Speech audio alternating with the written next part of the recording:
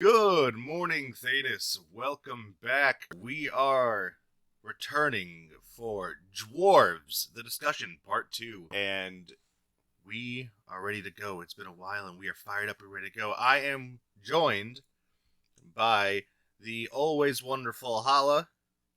Oh God, I didn't know why I cut off. I was just okay. I just said hi. That's all. I'm not sure what happened. Next Well, one, please. Alright, I'll fix that. It's like, we'll fix it in post. We'll fix it in post. yeah, we'll fix it. And of course, we have the babbler himself, Scottathin. Scott, my boy, welcome. Nerds? I knew it was coming, and still.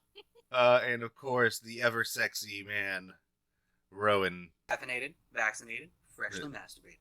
Ooh. Let's go, boyos! Alright. Hala, as always, you're going to be leading the charge here. So go ahead and dish out the questions for today. All right. So the first question is: what is, in your opinion, the connection between elves and dwarves in the past, maybe still in the present, and is this relevant to the future of THEDAS somehow? Please go, Scott. Okay. What is the connection? I think one of the things that trying to think about my memories a little bit. I don't think they're actually. I don't know if we actually have evidence of really ancient elves and dwarves meeting with each other. What we do have a lot of evidence for, though, is titans and elves dealing with each other. That's a good point. Yeah, and that's kind of an interesting technicality that I just thought of. Is just like we don't know how they interacted with each other, because we only know about titans and elves interacting with each other, and we don't know if they fought each other or not, or anything like that. And granted, that's like in real ancient times, and we don't have a lot of evidence for it to begin with. I don't. I think one of the interesting things about Dragon Age is that, relatively speaking, dwarves and elves actually have relatively peaceful histories comparatively with each other. Like, there's maybe some evidence of like long ago fighting, but past that point, they really haven't fought each other much, which I kind of thought, which I wouldn't have expected personally. And in the present,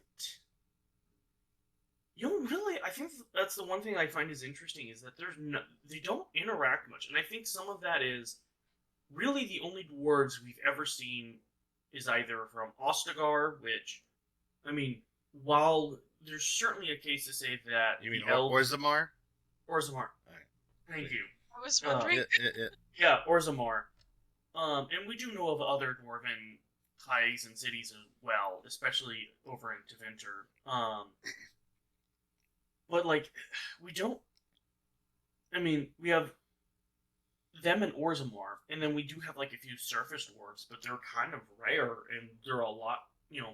They're not like either the Dalish that are constantly, while isolated, they're at least moving around and probably have a larger population than the dwarves at Orzammar.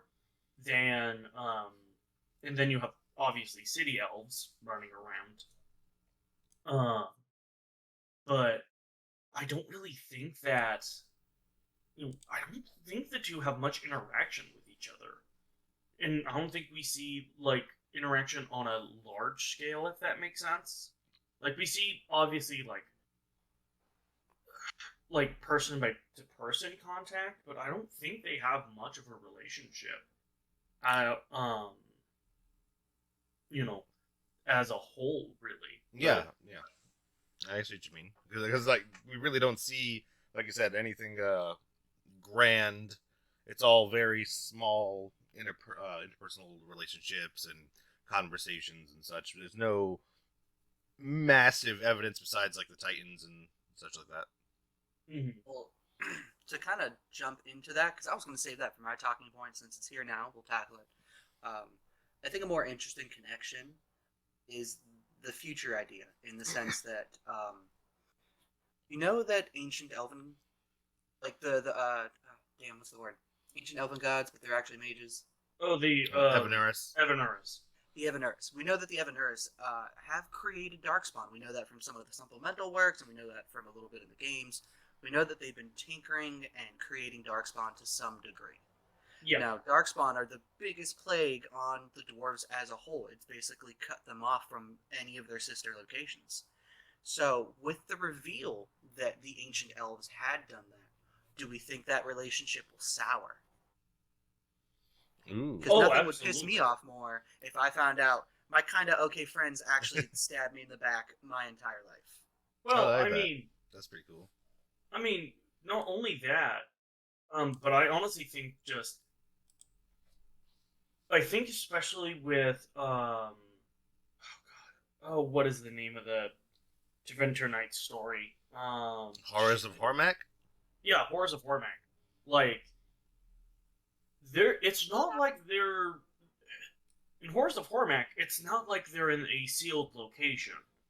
Like, they're just a little hop, jump, and a skip down the mountain, and we now have highly mutated, highly deadly Darkspawn, which is really saying something when it comes to Darkspawn. Yeah. Running around, and Lord knows if they have an underground connection. Like, I actually think that might be the dwarves' saving grace, is because so many of the connections in the deep roads have been cut off that it may be actually harder to get to some of those underground locations that way. But that might be only a matter of time issue. So, like, I think that could honestly be a present threat in for the dwarves. That, like, okay, we can deal with Darkspawn, but this is like a whole nother issue. Who the fuck is responsible for this? I think the biggest problem is with it is that, yeah, sure, you maybe will see prejudice, but like, if ancient elves were the ones that were fucking around with, creating different Darkspawn, the Dalish don't really have that connection. However, that's unless Solus is showing up and really trying to bring back that we are the true descendants of the ancient elves, and we're trying to live up to that. Then I think we could actually have the dwarves be going after elves. Because now there's a face, there is a singular group that is claiming responsibility. I would like to. Hear you? You can go first, Ron. I have a feeling we have similar things to say. So you got it. I was gonna say was that while yes, entirely true, the modern elves don't have a connection to that. That still doesn't create it. Reviewing that from an outsider's 3D perspective, where we're watching the pieces move, versus the individual character moment, where as if magically someone's hate would be like, oh well, that only happened a couple hundred years ago. I'm not mad about it, and that's not how hate works, and that's not how creating your fantasy works either. You know, if you had found out that, like, your uncle died from the Darkspawn, and you're like, hold on, wait, those elves made that fucking Darkspawn? I hate those elves. Yeah. Like I said, I think you would create prejudice. Prejudice for sure, but I think it would be very unfocused. I think, if anything, the dwarves would be united on that. They're pretty good at honor and Paragon till death, you know? Yeah. I think it would be an affront to them as a culture and a people. Yeah. And I can't imagine any dwarf that would stand that. I think I think the issue I kind of see is there wouldn't be, because there isn't a lot of interaction in between dwarves and elves. They would be like, oh, we're gonna fuck up any elf we see. What fucking elf is there around them? It's not like the Dalish go down into the mines into the deep roads all the time. Or it's not the like elves city elves. dug too deep and too greedily. Got but like, I think the issue is, generally speaking, with prejudice groups, you also need a group there.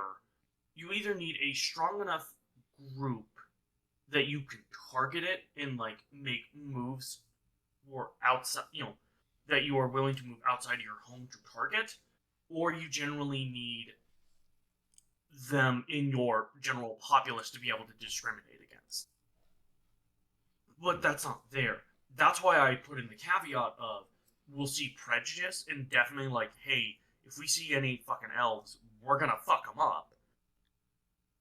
But I think that's gonna change if you have like Solus starts, trying to really bring back, unite the elvish groups and stuff like that. Then, at that point, it's more going to be a scapegoat of like, hey, we're going to take out our societal frustrations on you guys because you're the biggest, largest group.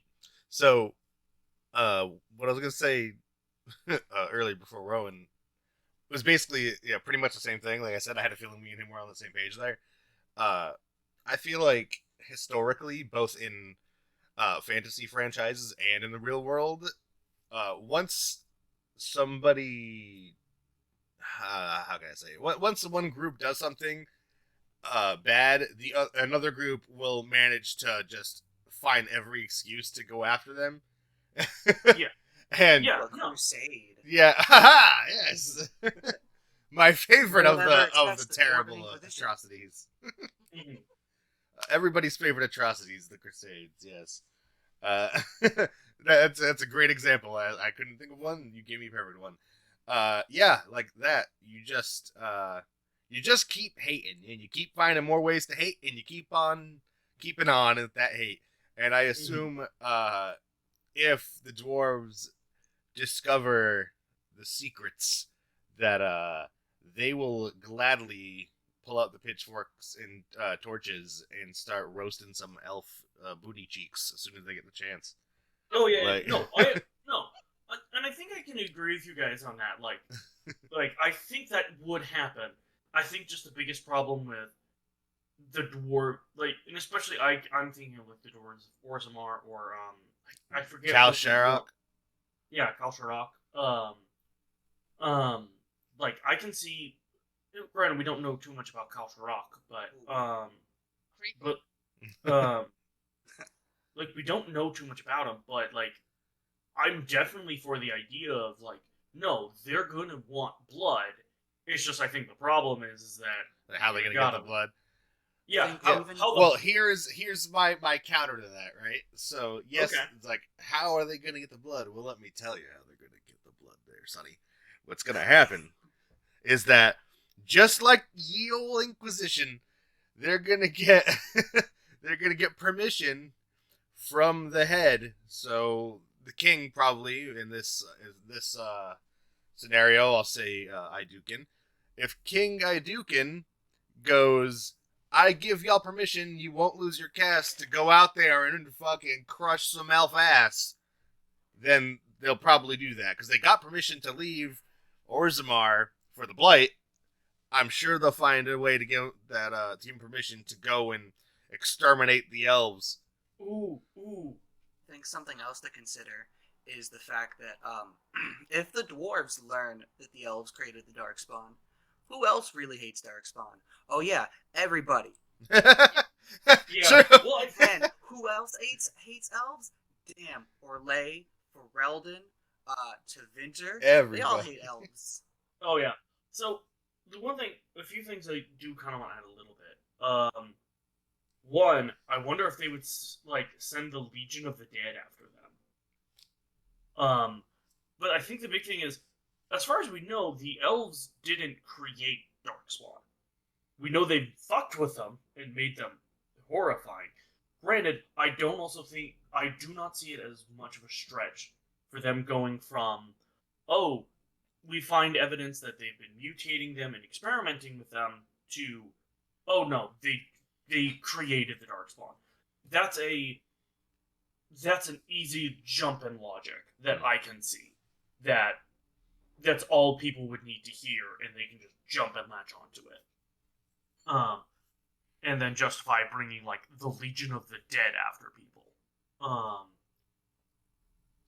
You would have to like stretch your theory pretty far. I mean, the leaders of Orzammar, not just the king, but the leaders of Orzammar, to the Legion of the Dead to tell them, leave the deep roads, leave the darkspawn, and go to what we believe is the source. If you point them at the elves, I mean. I think that's still going to be pretty hard to justify for them. I'm not saying it's impossible. I just think you're going to have to jump a lot of hoops for that. Yeah. Well, and especially if you're talking about the Legion of the Dead, who have so much, Dwarves have a lot of experience with Darkspawn, but the Legion of the Dead have even more. Yeah. You know, I think that would be a very tough argument to convince them on. Like, convincing themselves. Them being... However, is that going to be necessarily true for, say, the King of Orzammar, whoever that's going to be at the time, to be convinced otherwise? That's what I think the different story is them being, like, the Legion of the Dead, like, yeah, no, dude, we have literally been in the bowels of the Deep Roads, and we've never seen any evidence of elves creating, Darkspawn. But then, and, like, yeah. It's just one thing, like, it's weird that they found no evidence, like, tripsing around through the deep roads as they have. Yeah. Since we know at least one of the wells is kind of underground a little bit, not too far underground, but it's odd that we know there are more wells. More wells with Gilganon, etc., and all the experiments.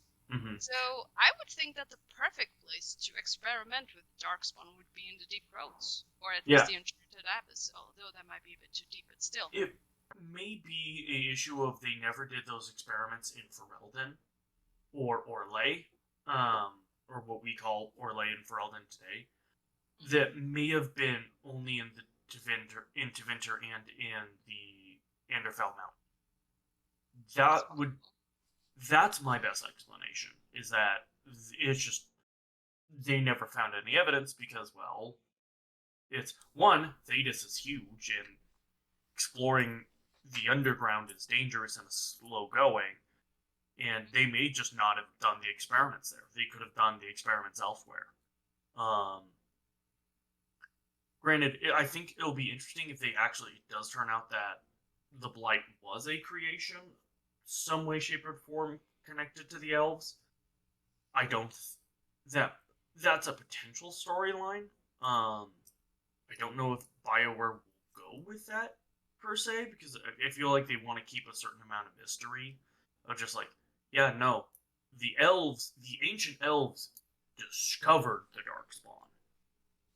So it's like, oh shit, wow, these guys have been around for even longer than we thought. I don't know where you place the origins of Red Lyrium. I would say that either Titans or Elves could be the origin of the Blight, to be quite honest. That's what I think as well. I think it's one or the other, but I'm more towards the Elves. Yeah. Well, granted, I do kind of like the idea a little bit of like, oh no, the Elves found Red Lyrium. That sounds cool too. Yeah, or the Elves found Darkspawn, and you're just like, oh fuck, how old are these assholes? And it's like I said, they dug too deep and too greedily.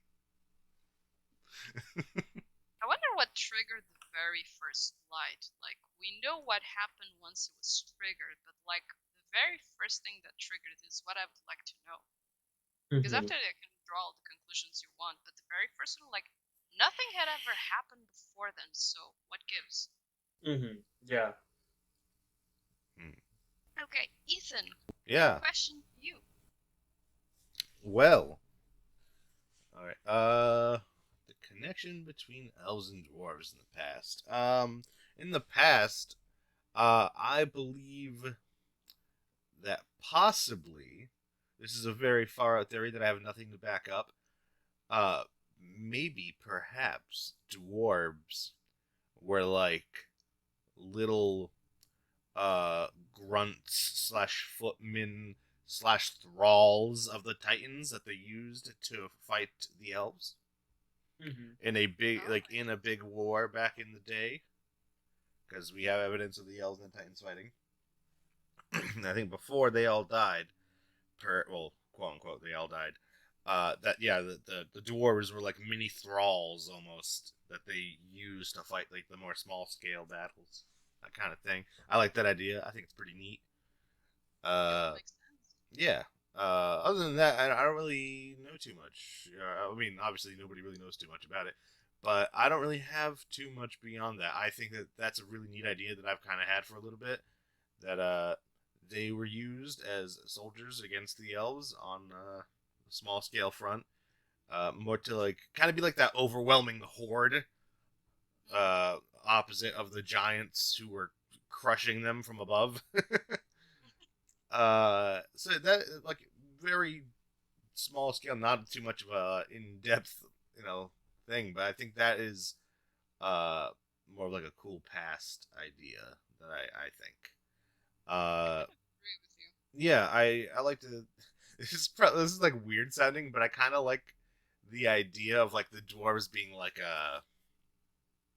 Oh man, I'm trying to think of like a good way to say it, but kind of like they're in bulbs, they kind of like how like the what game am I thinking of? They're in a bunch of like circle like sacks thing, and out come the dwarves, and they go and they're attacking, that kind of thing. Like they're like on little like bulbs on a titan, right? So like maybe the titan like lifts up his palm, and on his palm there's like a bunch of like rock. Like a weird fantasy orbital drop squad. Yeah, something like Yeah, that. it's a mental image of elves versus dwarves, but like alien versus predator Yeah. style. So yeah, like in the best way I can think of, like the dwarves, like like in Alien, all like little eggs. Mm-hmm. Yep. So in my head, I'm picturing like on the Titan's pawn is like a fuck ton of those like egg looking things, and like he like puts it out there, like opens up his hand, and they just all like pop out of there and go for the fucking kill. It sounds Mhm. sick. You know, one of these But they're like- titans for sure looked at all the dwarves and will like these nuts. Oh god. Um. Oh, there are several Jesus. things. There's. I'm thinking of like several different like I also I want know to. the Tyranids are kind of like this, or the Zerg also are like that too. Yeah, yeah. So also I want to point out that when I'm thinking this, I don't picture the pods as like fleshy pods. I'm thinking like rocky pods, like a rocky Oh, bulb. I was totally seeing them as like, I was totally seeing them as like fleshy, and not only that, but them shooting down, and all of them are landing in, well, like all the dwarves are landing in like fucking, Piles like of goo and shit. superhero, well, like in like superhero, like the superhero landing stance. Yeah. You know what I mean? And then just fucking charging in, and then So- also like, the fuck are these assholes? the I kind of imagined it a little weirder in the sense that, let's say, it's a Titan's hand, and there are like the veins that kind of drip out, and little droplets fall, and crash Ooh. into like the earth, and the earth clumps together to form a dwarf. I like that. That's Born like from the stone. that is kind of like a cooler version of what I was thinking, because the way I was thinking is that they were coming like like I said, like more like stone pods, because they have to be born from the stone to make the religion feel more accurate in a way, just to make it like, oh, technically being Yeah. born from the stone, because it comes from like these like stone pod type things. And I think that's like pretty dope sounding, but I think I like Rowan's even more. I have to quickly ask. So, Yeah. I think as I'm the biologist of the group, I have to wonder then. So you're saying that titans reproduce sexually or asexually? Just out of curiosity. I think they produce sexually, but they produce dwarves asexually. For the present, the connection between the elves and dwarves in the present, I believe that the elves will be the key to unlocking the full potential of the dwarves. Besides, like, the whole them getting their magic back from like Titan stuff. Somewhere in that area will be an elf of some kind pulling the strings and getting them back to all their magical capabilities, whether it's Solus successfully tearing down the veil and returning magic to all the dwarves, or some kind of... What's up? What if... okay, so we know that Titan blood is essentially lyrium, right? We know that lyrium is used in mass quantities to perform really, really powerful spells. Mm-hmm. Hypothetically speaking, could you use the life essence of a Titan to rip down the veil? Ooh, I like that. I'm imagining it as like him touching the thing, and then like power surges through, and he like pulls and rips everything down, kind of thing. It depends, because like, I mean, it restored magic to one dwarf, but like, could it have restored magic to like multiple dwarves? I don't know. I don't think it's about restoring it to dwarves. I think it's about tearing down a barrier and using the power source. Oh, you know, but I'm just trying to quantify, like, restoring magic to one dwarf. Is that enough? That power that restored magic to one dwarf, is that enough to tear down a veil? You know? I think if we view Titans on the mass scale that they're being interpreted as literally tectonic plates that exist, I think possibly, yeah. Yeah. But also, we don't really have a good explanation or in-depth detail of how and why Dagna? Yeah, Dagna. Was Dagna? Yeah. Got magic? Yeah, we don't really understand how or why that happened. It just kind of felt like... No, is that Dagna? No, that was on the descent. That's what you're talking about, right? Yeah. Oh, yeah, the dwarf at the end. Oh, Dagna's the other girl. My bad. Dagna's the one in the keep. Skyhold. The other one, oh jeez. Fuck. I know who you're talking about, but it's not Dagna. Google. Just give me a second, I'll Google. Okay, go ahead and Google. Yeah, keep going, I'll come back. Then I'll interject a bit. I think, so kind of an answer to your question, it's possible that the joint power of many titans, maybe all, I don't know, could tear down the veil, but in terms of restoring magic to dwarves, I don't think it's quite that simple. Mm-hmm. For one, I believe that the magic of dwarves and the magic of elves, for one, have different sources. One is the titans themselves. That's where dwarves would get their magic from. Volta, yes. Which is very different from the magic of elves, which comes from the Fade itself. And the Fade and the Titans are separate, at least in my opinion. But the Fade is only separate because of the veil. We understand that magic was intrinsically linked into the world. No, it is, but I still think that we are talking about separate magics, not because they were separated due to the veil, but because they've never been the same type of magic or origin of it, maybe. It's a neat idea. I personally don't subscribe to it, but I like the idea. I mean, I'm definitely on board with it. You've talked about more existential things in Dragon Age before. I mean, there's the Void and something else that I can't remember. It's not uncommon, or it's not a new revolutionary idea to have two separate power sources of magic in your fantasy. I mean, like, Game of Thrones technically did it, you know. I think Skyrim has it, or Elder Scrolls, really, but... Yeah. Oh, what if Executors could use the power of the Void? That would be so cool. One thing I'm curious on, what if, you know, Titans have their own magic of, like, I would almost call it, like, magic of the Earth, effectively. Yeah, that's what I would think. That does certain things, and then the Void has also different things. That would be interesting if that was almost, like, a key point was in, like, the next Dragon Age game, which is like, hey, there's more than just the Fade. You know, the Fade's powerful, but if we pull on these other sources of magic, per se, it might be enough to actually defeat, you know, Solus and the Fade. The Maker be a Titan? I mean, it's possible. I'm gonna say no, purely on the grounds of I don't think BioWare wants to ever touch the Maker. They have said in the past, like, we try to avoid talking about the Maker as much as possible. Yeah. In a series with a religion about the Maker. Yeah. We don't want to piss off Republicans. Well, yeah, I mean, a little bit of that, but it's just, a part of it, I also wouldn't be surprised if, like, yeah, we kind of created this whole world of like more tearing down a world that where it's very easy to tear down the myths of that world. You know, like the Evanurus is a great example of that.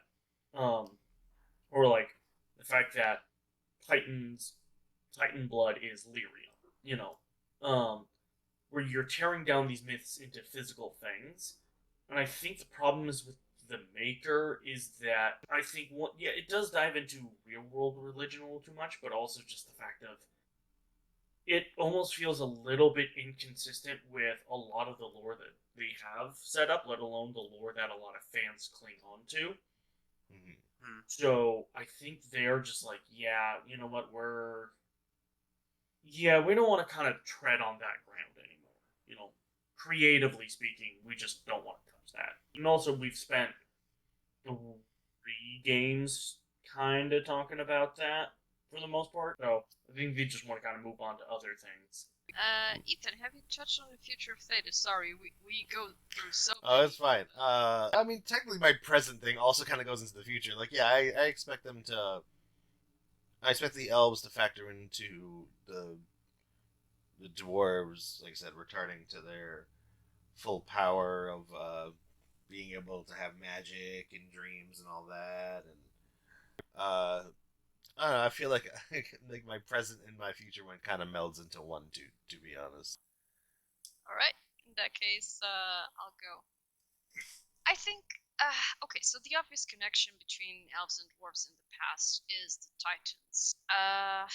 So you have dwarves which are hinted at being having been created by Titans, and either being them or a part of them. I'm leaving both lines open. At some point in the past, and then suddenly that was cut off. Uh, we all have our theories about how that happened, but essentially, I believe it was basically maybe an act of despair. What I think happened was a bit like you mentioned, Ethan, that they were like, at one point, the Titans became desperate and they got the dwarves out and became their grunts during the war against the elves. Mm-hmm. I see that absolutely happening. Yeah. And I think when the war was lost, 2 things happened. For one, um, elves basically took over what the dwarves did before, and because of the sundering from the Titans around that same time, they were maybe managing for them to be their slaves or something very similar. Either way, and this would only be around the time of the Evernuris. I don't think much beyond that is possible. And even during the time of the Evernuris, maybe not all of it. I think they may have even helped, if not built completely entirely, the accesses that you get through the Illuvians to the deep roads, which you see during Trespasser. Because all of that thing was basically elven architecture, most of it. You even see time and again the statues of Thals, so. And I don't see the elves of that time, the big, powerful magician lords, lowering themselves to the point of mining lyrium themselves. So I think they were first soldiers. Dwarves were first soldiers, then slaves, and then when the Evanurus faded and Elvis broke the fade and whatnot, they may have been by then for a while independent for some reason. Hold on, wait. Virgo, did you just call him Elvis? No, I said the elves. Sorry, I guess it's my accent. No, it's not your accent. I'm just really bad. I thought you were calling him like Elvin Solus, like Elvis. I'm like, neat. Nice. Oh, I actually just thought of something else though, just while you were kind of talking about Hello, how Mama. they were using how they were using essentially dwarves as like cannon fodder. What if instead we think of it less as they like use them as cannon fodder? What if the dwarves are more acting like white blood cells for the Titans? So, in the present, their relationship is very much dwindled from what I think happened in the past. I think it's very much okay. Everyone's, or I should say, Orzammar and surface dwarves are okay with elves. I cannot speak for example, the creepy dudes from Culture Rock, because I'm sorry, their physical description in the one passage we have of them in present day is very disturbing, and I think that if they have the chance, they will absolutely get revenge on Orzammar. Mm-hmm. So, just taking the surface on Orzammar ones, I think their relationship is peaceful. There may have been some issues during the time of the enslavement of elves because of their relationships with Tevinter, which made them. There was this one incident which they were keeping elves sheltered, Mm-hmm. and then they made some commercial relationships with Tevinter, and then just outed them all, and they became slaves. So there was that issue. So some people may still. Rather, some elves may still remember that and be pissed off about that. I get that, but doesn't seem to be very much the case, or they're keeping that on the down low. Mhm. And as for the future, well, I think it's very much dependent on what Solus does, really, because the eyes will turn to him, who's an elf, or at least very much looks like an elf, whether he's a spirit or whatever else is up for another podcast. We have already done. Please go take a look if you want. Plug. Absolutely. And I think pretty much all the peoples of THEDAS will try to unite against what Solus is trying to do, except obviously for most elves. Mm-hmm. Certainly city elves will do it. I'm more hesitant for those who do not inhabit within cities. I think that they have a different way of seeing things, but if Solus somehow tells them it's the will of the Evanurus, maybe they'll join. Mm-hmm. But anyway, I do believe that they will be united with humans and Kunara and whomever else, maybe the Lizardmen. Hashtag fire, bring back the lizard people. Lizard people will absolutely always be brought back, especially since I saw them in Trespasser. There's one of the towers has a painting of that. I was like, okay, they didn't just drop this here.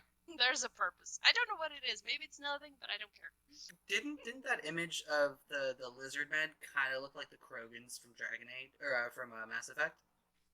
A little bit. I mean, they have Not the as hunch. bulky in the head, but yeah. Yeah, I mean, Yeah.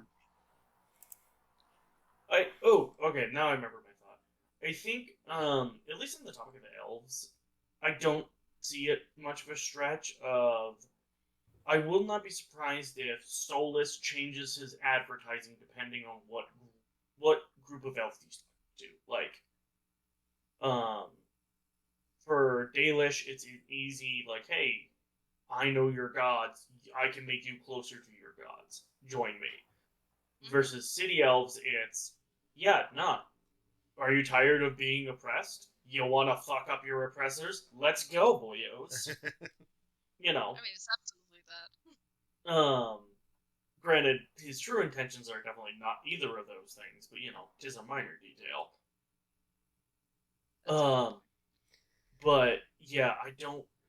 Especially, it's like if Solus claims that he is an ancient elf and like he represents them, and then we find out, how much of a relationship Darkspawn and ancient elves have. That's going to be a very easy latch on for the dwarves of just going, oh, so you're responsible for this shit. Okay, let's fucking go, boy. Yeah, now we're going to fuck you up. Then, yeah, I can totally see that prejudice kicking into overdrive, going on a underground crusade to fuck them up. Honestly, I'm pretty much seeing that as the absolute essence of what's going to happen. Will we play it or not? I honestly don't know. I thought we would, and then the short stories came out, and I'm not sure anymore. Okay, Rowan, your turn.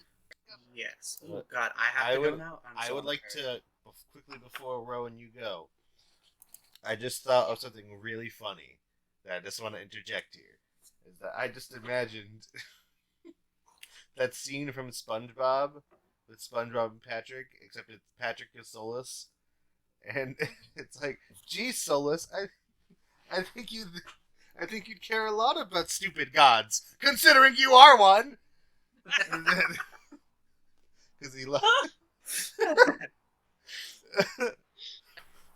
Well, it's not easy being a god, I guess. That's when you give up on it. Honestly, I think of one SpongeBob meme with Manta Ray and the wallet. He's like, "This is your wallet." Yup. Yeah. Oh yeah. So you're an elven god. Yup. And you don't like gods. Seems right to me. Sir, you're very sus. Like the halo around you. Ooh, Then so, you must be an ancient elven god. Nope. Oh yeah. so what you're saying is Trust you Solus is a sussy baka. Did you Right in guys his ever little notice elf that? fussy. I would say. Sorry, would you say Hella? Sorry. Did you guys ever notice that mages, especially Solus during Inquisition, at times, like usually when you're dark places, you can see it. They have this glow thing going around their neck. No, I have not noticed that at all. Nah. Okay, so I noticed it when I was in the kind of the deep roads part of in Ferelden. Oh god, the first location, Hinterlands. Mm-hmm. So when we go into that tiny deep roads entrance thing, at some points it's like really dark relative to the rest of the game. And you notice a lot, like if you're playing with Solus, I'm not sure if it's some kind of item I had on him, but it was especially him that this happened with. Hi. He was glowy. Kitty. Oh, kitty! Oh, Yeah, that's it's kitty. Bean. I heard the kitty. She loves sitting on my lap when I'm at the desk. But she likes to be invited proper, otherwise she'll just keep like swatting my thigh. I'm sorry. The cat stole the light, Holla. Oh yeah, my bad. Oh no, don't worry about No, it. no, She we're not. can kick you. It's okay. Make her apologize later. Send a video of the kitty too for apology. I like videos of kitties. As you were saying, Holla, you get what?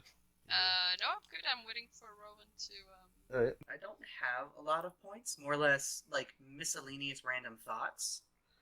So if we have a different question, we could totally do that. But if you want to hear miscellaneous thoughts, I'll go for that. You go ahead like and miscellaneous. drop some miscellaneous thoughts, and then we can go on. Okay.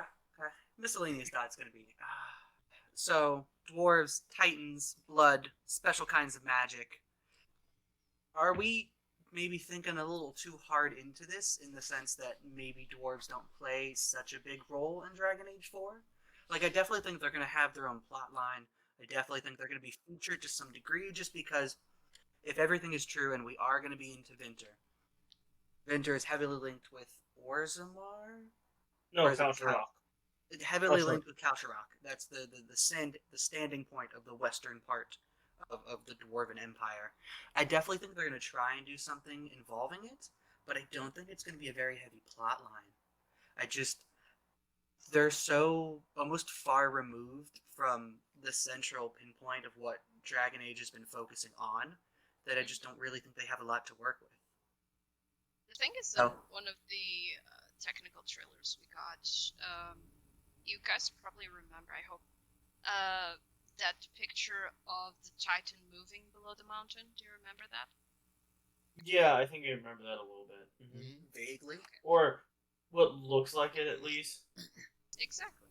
If they call back Titans, if Titans somehow come back, which is kind of hinted at in Descent, that Titans will make sort of a comeback, then I'm pretty sure they'll probably call upon their soldiers or former soldiers, and I think that might be a plot point in DA4. Mm-hmm. How much of it it'll take, I don't know. Other miscellaneous thoughts I guess we could go for is how heavily are they going to lean into dwarves and to Vinter? Because we know that they have a pretty okay standing relationship for the most part. They enjoy trade, as all dwarves in most fantasy do. But the idea that I think they could do is a destabilization of that, but that's a little too like political thriller savvy for Dragon Age to really delve deep into the connections between Devinter and Orzammar or Kalsharok.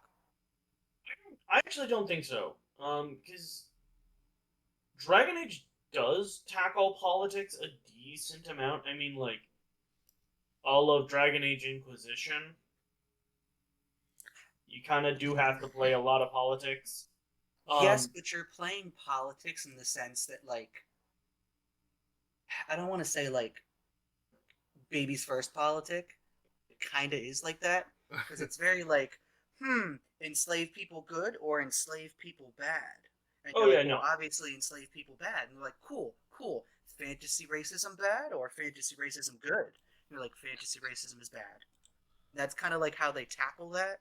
So Mhm. it's not like they're really delving into like the machinations behind things. Like, yeah, technically Tevinter own slaves and they can have upward mobility, but it's not like they really tackle the intrinsic system that's built into Tevinter to prevent people from moving up in that ladder.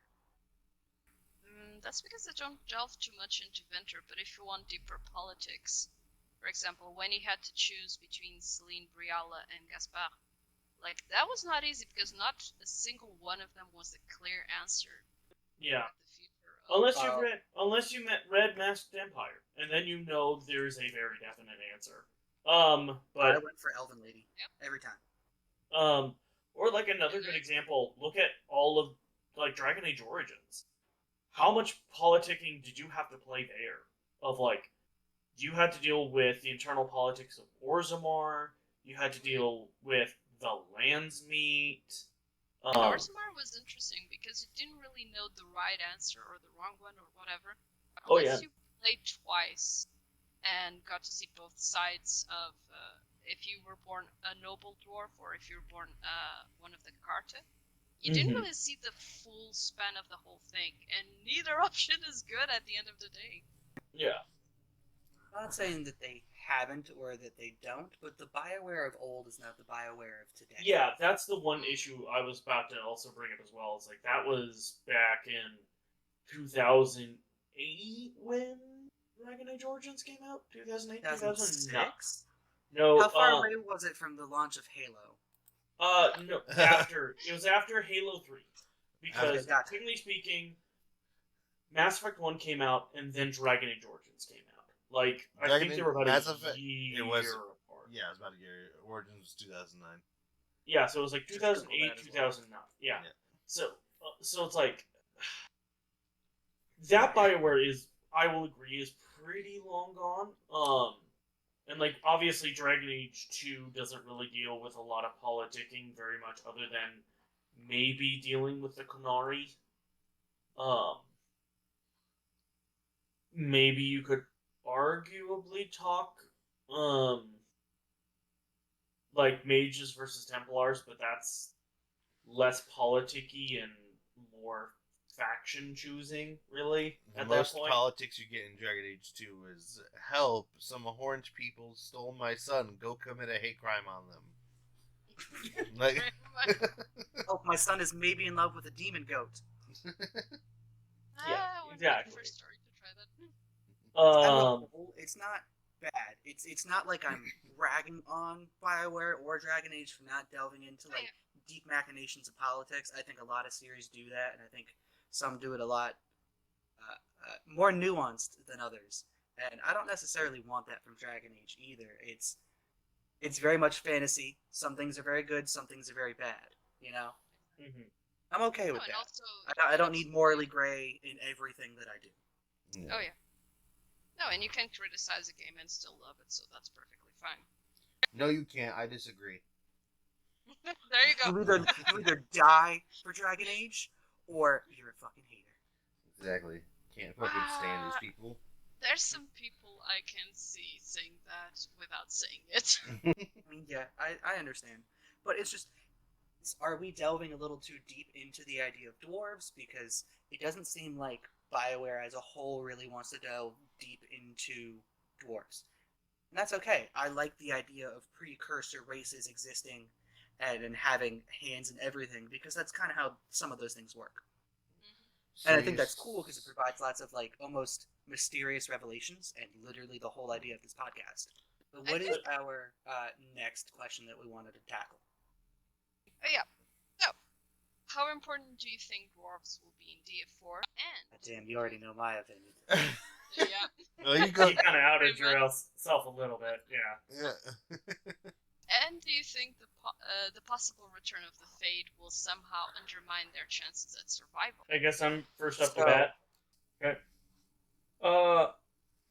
Ooh, now I have to get into my opinions on Dragon Age 4 and its development, Ooh. which Which is has been messy and scary. yikes.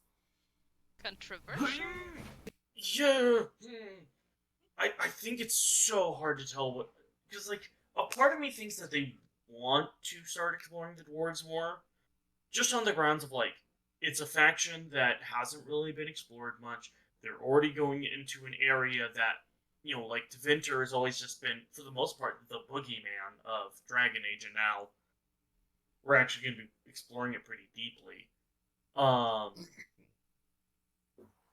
it won't be an obvious boogeyman anymore, what with the new factions rising in the Magisterium. Yeah, exactly. But how much dwarves are going to be involved in DA4 is going to be tough to say. Because a lot of it, I think, where that opinion really comes from is, what do you think the story of, what state is the story of in Dragon Age 4? Now, I'm actually going to go out on a limb here, and I actually think this, with the development problems going on with Dragon Age 4, I think the story is going to be the same regardless.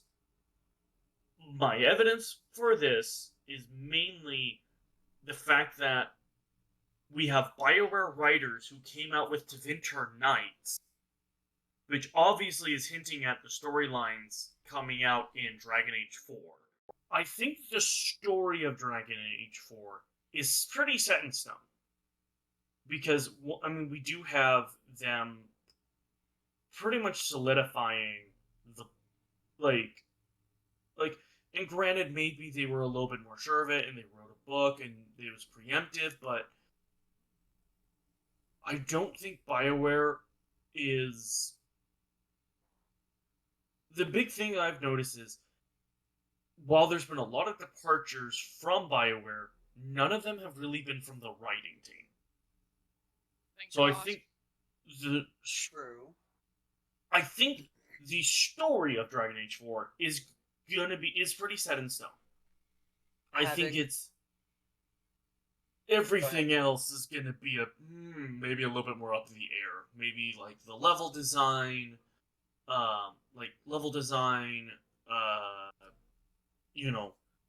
gameplay. I think those things are gonna be what is up in the air at the moment. I think just because game design is inherently linked to everything that it does, and management can mess up a lot of things regardless of what team you're working on, and we've seen that with multiple games before. I mean, we saw that with BioWare's previous game. What was that? With the robot suits. Anthem, Mass Effect Andromeda. Yeah, no, we saw it with even other companies that were considered like the golden child. I mean, we saw that with CDPR. Despite how good the writing was in terms of like its streamlined story, everything else around it kind of ruined it. Yeah, and it created that almost like ludonarrative dissonance where, the writing team may be like super on point. They're like, we're going to tackle these really cool ideas. But then when the actual implementation of that comes around, it can fall very short. Yeah. So I think the biggest problem I kind of see with the story of Dwarves and Dragon Age in DA4, I almost feel like they're going to be a vehicle for storytelling about the elves. And I kind of use Horrors of Hormak as my example of like, we talk about, these ancient dwarven taigs, and then we skip right past it and go even deeper, which we discover elven ruins. Yeah. I'm hoping they don't get that type of treatment. Personally, I have a sneaky suspicion they might. But who knows? They may be trying to focus more on the dwarves of Kalsharok, kind of like how in Dragon Age Origins, where like you don't really deal with any other dwarves until you hit Orzammar, and it's very much its own separate part of the game. So maybe we might have something like that. I don't know, but we'll kind of see on that. And then, do you think the return of the Fade? A part of me wants to say...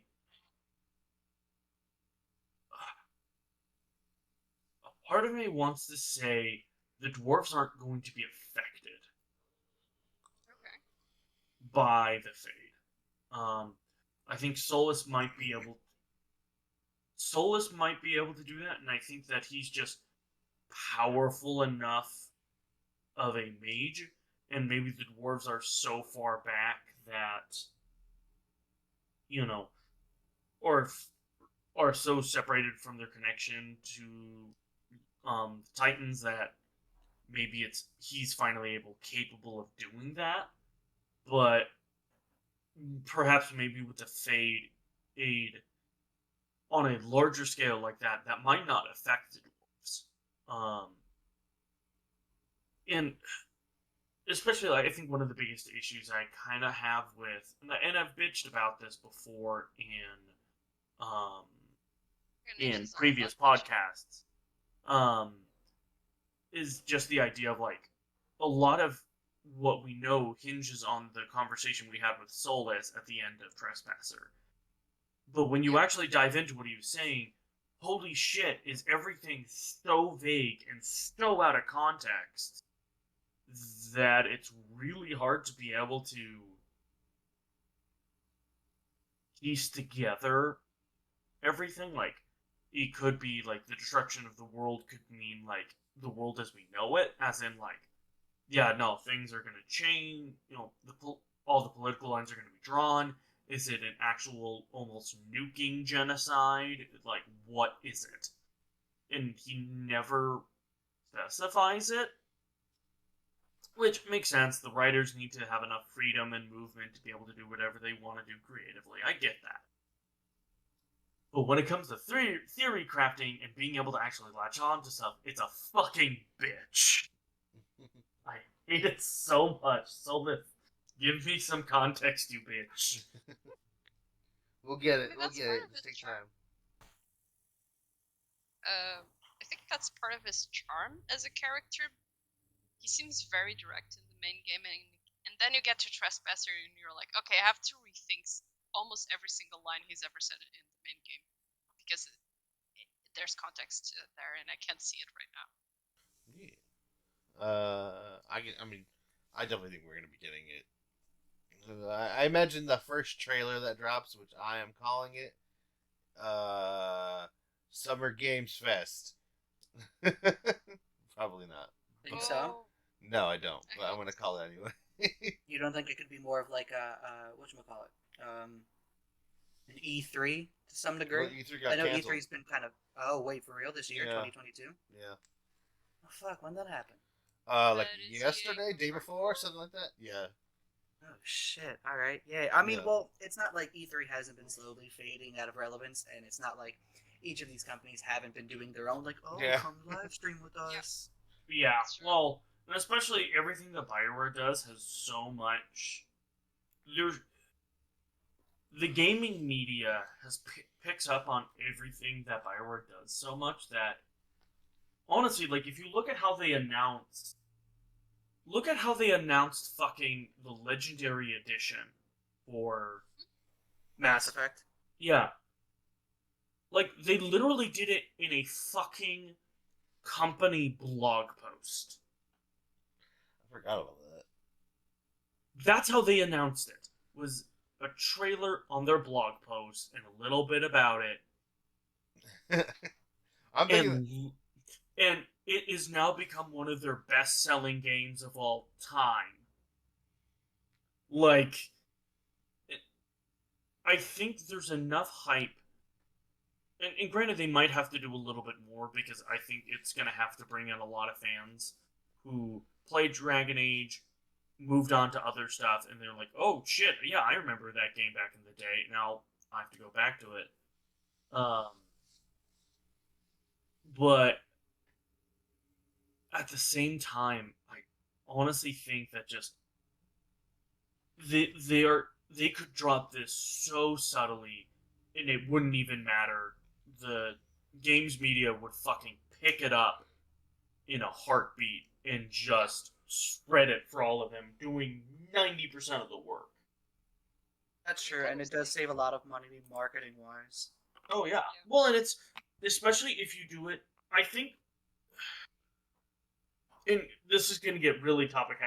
This is technically a topicality. I apologize, but I think with the marketing that BioWare has been trying to do is one very word of mouth because it's generally a pretty good way to do it.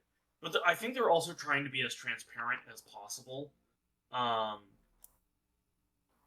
and I think they're working on that. Especially if you look at the most recent blog post that came out on the 6th, I think, talking about like, hey, we know we want to focus on our reputation. This is kind of what we've been focusing on over the year and stuff like that. Here's kind of where we're at. Um, like we have never gotten that before from a any other point in Bioware history, let alone there are very few companies who do stuff like that. The only ones I can think of is honestly 343 Industries and Bungie. Most of the time, most other developing companies don't have blog posts and things like that, kind of trying to give a status of what their game is and so on and so forth. And like, especially if you look at Melee, the fact that they came out saying like, "Hey, this is what you should expect for Melee." Like, I think they're going to try to do something similar with. They're going to do something similar with Dragon Age 4. I think they're going to, out the gate, spell out the expectations that the game is going to have and the expectations that they want with the game. I think they're going to do that first thing. Understandable. I just want to quickly. Oh, sorry, go ahead. It's just a quick point. I think that the thing with BioWare, for one, it's got a very dedicated fandom. It's been building for many years. It's been through 3 different games. And you also have the fact that, as you said, gaming magazines will start picking that up. And it's interesting that when you look at them, so half of them seem to hate on it and keep saying that this is it. This is the year where they're gonna quit on Dragon Age 4, and the other half is like super eager of everything that comes out. And every time there's a new image, they're like, "Here, there's a new piece to the next game, the upcoming Dragon Age 4." So, in terms of bringing in new people, that's kind of difficult, I think, when you have such divisive reporting on the next game. But yeah. That's why maybe word of mouth also works better in this case, because you're hitting the fans straight on, and you're kind of like, not in the bad way, but stringing them along, but for a good thing. Yeah. Well, BioWare I think the biggest problem BioWare has in the past is that the story that they want to tell and what actually has happened in their, the story, their narrative, they have lost control over it multiple times, especially if you're talking about when the Trajan Schreier articles came out and things like that. And especially like a good example, if you look at Casey Hudson and Mark Dura leaving at the same time, a lot of people took that as, oh shit, people are leaving. All people are, even their leadership's jumping ship, and it's like PR-wise, a really bad move. Yeah. Except if I remember Mark Dura talked in an interview, he was like, yeah, no, I left because I know what the next Dragon Age game needed, and I could not supply that. It needed other leadership. That it's just, I am too old. I cannot adapt to the ways that Dragon Age 4 needed. And it's like he's also been working for 20 years. He also said he had no idea that Casey was retiring. He said that I can't remember the name of the interview, and I can go through my I'll have to go through my favorites to find it. But like he's flat out said in an interview, like, yeah, no, neither of us knew either of us were retiring, and we announced it at the same time. I'm going to be a plug for another podcast, so I apologize, or another YouTube channel. Mark Shameless Dura, self-promotions. Mark Dura has his own YouTube channel. Yes, And he does talk about Bioware related, and he talked about just game development stuff in general. But he does talk about the stuff that did happen in Bioware. He does talk about that. Okay, heard. So go it's good to go to his channel. Like his channel is just really insightful of just knowing how the game development process actually works. And how much of a complicated beast it actually is. It's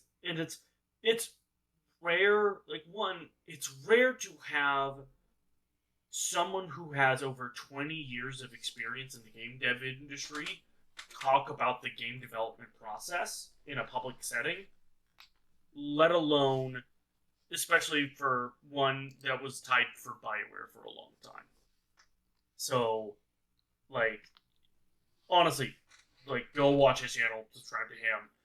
He doesn't talk about Bioware too much. I think his stuff is more he's talking about the gaming industry as a whole, but he does bring up a lot of specifics in game development. Yeah, I remember one of the things he did talk about Anthem, and he fully admitted, "Hey, I am the reason why Anthem did not get more time. Because the team was tired and exhausted, and they just wanted to, they were not in good shape. They were tired, they were exhausted. We want them to, it was sure, I could have them work on it for another year, but how good is the product going to be? And how much am I going to be stretching my already super stretched team?" Yes, it's his responsibility that it even got as good as it got, because before him it was somebody else that was running it, and it was running bad. Yeah. Oh no, Dara seemed to be the guy who would come in, and essentially he was the, "Oh shit, this project isn't going well." They would send Dara in and be like, "Okay, we need to prioritize shit. You guys, okay, we need to cut this, this, and this. We need to streamline this. We have to get this shit done." I think he's described himself very he was probably one of the most pragmatic people over at BioWare. That's part of the point that I'm trying to make, is that we've had these major people leave. Now someone else is coming in and bringing. They have to tie in the previous person's notes and the way they do things, and now the way they're going to do things, and then also the way that their higher ups want things to be done. And to a certain extent, who knows how much BioWare, how much at this point it is kind of a little bit hard to say what BioWare is wanting, and it is also kind of says something, the fact that we have to go to outside sources at this point, either through the Jason Schreier articles or to Mark Dura, who now no longer works at the company, to get answers about these, these sort of things. So they have very strong NDAs, from what I understand. For example, the debacle that happened with, was it Mark Dara and that voice actor we do not speak of, or was it Mark Dara? They definitely fought on Twitter. Yeah. Yeah, only after his contract finished. He was like, "Look, now I can tell you." Yeah. You got there, fucking shredded him a new ass. It was great. Oh yeah. So the idea I have is, even if you are kind of fucking over the company, like one of your former employees, as was the case, temporary but still, present ones can't really say a damn thing, even to defend the company. So that's how difficult to overcome their NDAs are. Yeah. So I'm not surprised, really. Well, and that's one thing that I was always very surprised about in the Jason Schreier articles, when it's he interviewed 29 people at BioWare, and they broke NDA, meaning that what was happening at BioWare was enough for them to risk, for people knowingly, because game devs of all people know how extensive their NDAs are. Knowingly broke NDA to essentially bring out the dirty laundry at BioWare. Now, I think that has made the company better, in my opinion, now that has been aired out. But that being said, it's, we haven't gotten anything that juicy since. But I also think BioWare is like, maybe maybe we should focus on that a little bit, and hey, maybe let's make our company better to the point that 29 people out of, mind you, BioWare is only 400 people, 2 to 400 people. So 29 people willingly breaking NDA, that's a lot of fucking people. Maybe let's make our development process and our company better to the, so then so we don't get to a point where it's so bad that people are willing to lose their jobs to get their voices heard. Mm-hmm. I think maybe the reason why we haven't heard anything juicy, as you said, is because either the situation really has improved, or the consequences, the legal consequences of breaking those NDAs have gotten much worse. It's possible. That one I don't know about, because NDAs generally legally stay the same. I think almost BioWare is just better at hushing people up. I think that's also part of it as well. And I also think they're now, like, I almost kind of use, like, Jeff Grubb as a good example of, I am putting money that Jeff Grubb was in cahoots with BioWare, and he was doing his leaks. Okay. I think they were, and Mark Dura has also said that they have purposefully leaked things out before. Yeah, he mentioned that at some point. Yeah, in one of his videos, I believe. Yeah, they'll leak stuff out purposefully and see how fans react and be like, oh, they didn't react well to that. Okay, put that to the side. Or if them releasing I wouldn't be surprised if they look at okay, we need to add a sexy Kunari lady as a romance in Dragon Age 4. Got it. Yes, 9-foot tall vampire lady. Yes. We want her. We want her to crush me, dominate mommy. us in every way possible. I am fine with obeying that woman for the rest of the game. I don't care whose side she chooses. If she goes with Souls, I'm like, yes, ma'am. 9-foot tall Kunari lady. Yes, mommy. Whatever you need, mommy.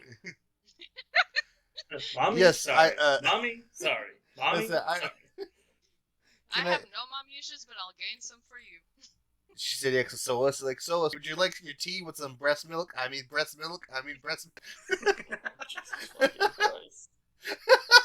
For the bonus question, what do you think Sandal is? Adorable. Sandal is Dragon Age Jesus. That's a fair I will not answer. be taking questions. A stunted lizard I'll man. accept it. A stunted lizard. Okay, I actually have an idea. Okay. I actually think that, you know how we were talking about how possibly, there's, the magic of the, essentially, what could be described as, the magic of the Titans, or, magic of the Earth? Mm-hmm. I think he's the first rendition. He is the first dwarf born with those natural abilities. Because, especially with how powerful his enchantments are, that's what I think what fuels it. So he's an actual soldier, an actual white blood cell. The way they were meant to be. Is that what you mean?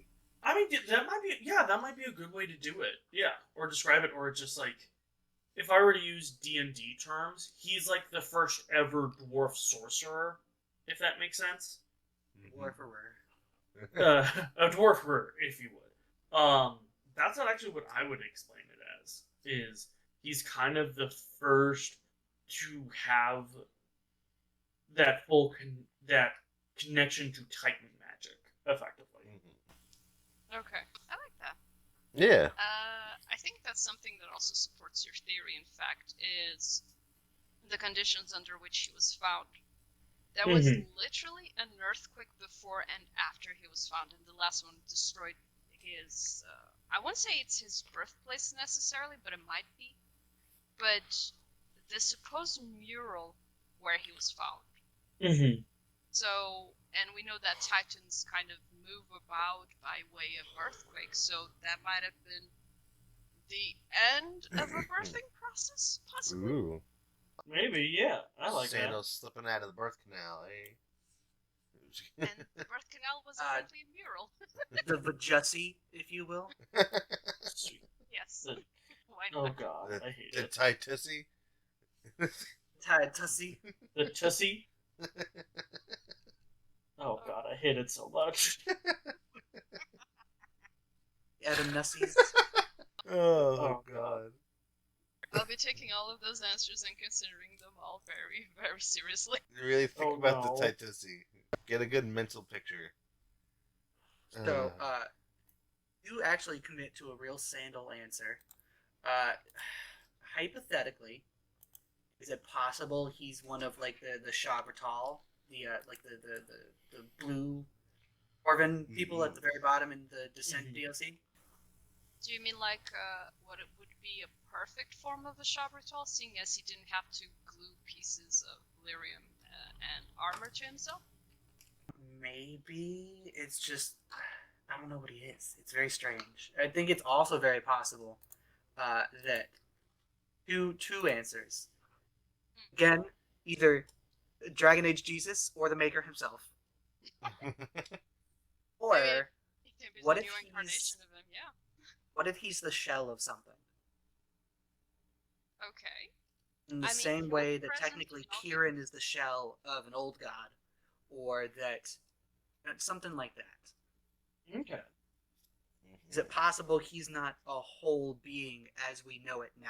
Very possible. Maybe he is possessed by some spirit or something, and that's what's giving him the power to use magic. The Titussi reincarnated. Exactly. Yeah. Possible. That's kind of making me think of it's more a shit theory than anything. My most likely theory for me is that he's a proto-Titan, a new form of Titan that Ooh. can get out of the Earth, per se. The second one, kind of going off on what you said, is that, and this is a huge stretch, but maybe this is, he came out of a well. He's the product of one of the wells. Yeah, what happens when you fuse lyrium with Ah, ore? yes. Oh And no. He came right out of the Wellossy. Yeah. I was gonna make that one, but I was trying to be serious. How dare you, asshole? Sweet Jesus Christ. But I think that the last one is a pretty big stress, especially because we didn't really have much of a hint of future Dragon Age games and where they were going on Dragon Age 1 when we learned about where he came from and all that. Uh-huh. So I think it might be a stretch, but his existence is very strange. So you saw him a lot in Dragon Age Origins, you saw him a lot on 2, of course, in your own house. And then you find traces of him in Trespasser in the fucking Lost Library. Yeah. What the hell? That just made no sense. You can't really tell exactly when he arrived. You have an idea because of his diary. Mm-hmm. But then he was attacked by Kunari. He easily retaliated and crushed the other guy. Does it go into detail how he retaliated? Nope. You can go by what you kind of were hinted at on the second game. Explosion. He calls it an enchantment, more like. Or you can go by the fact that he was surrounded by weapons and there was a weapon a making thing right beside it, and the Kunari was like, he was impaled, I think, if I recall. And he was very well hidden. That's something you could have easily. That's almost an Easter egg. That's how well hidden that thing was. It's like some Maker level powers. Very much possible. Also, what the hell was he doing there? I have the feeling he's always been able to access the Fade for some reason, or parts of the Fade, to be able to go into the roads created by the elves themselves through the Illuvians. Mm-hmm. So it's very odd to me that he's just purely a being of dwarven or titan be it creation. I don't know. I think there's some mixes there. Oh, I think it's about time that we shut it out. How about you guys? Let's you guys have anything to say? I think we covered it all, so. I think we went covered on it all. tangents and Yeah. then some. And we covered it all. Maybe. I don't know. Yeah, have fun editing this, bud. Oh yeah, I'm gonna have a great time. There's a few things you're gonna have to cut for sure. Oh yeah, for sure. Oh, I will Okay, not I'm gonna- remove Willisy though. Please don't. No, of course you wouldn't. My best guess, you're gonna cut out 45 minutes. Minimum. 45.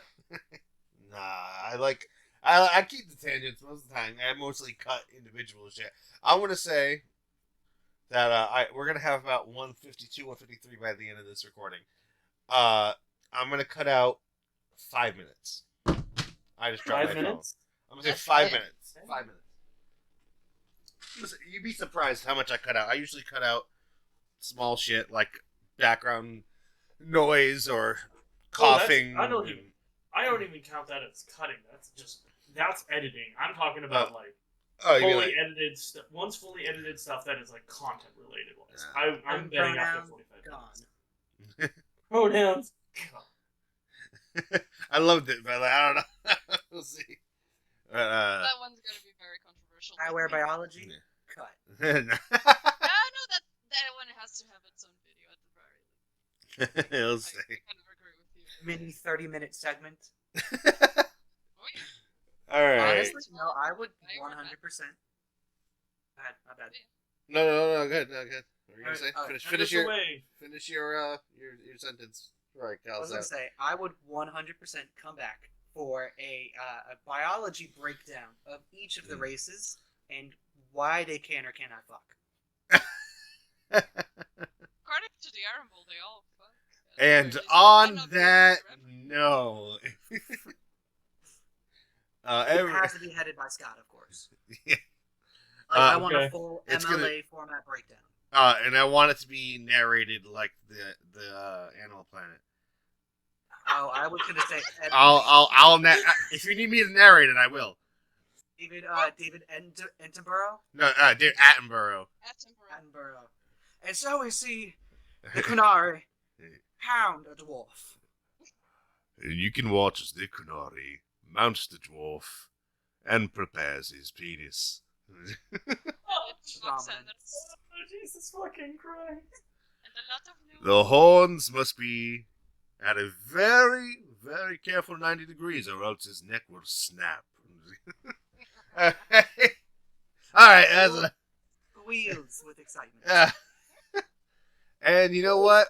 Speaking of squealing, we are squealing goodbye. So, Oh. okay.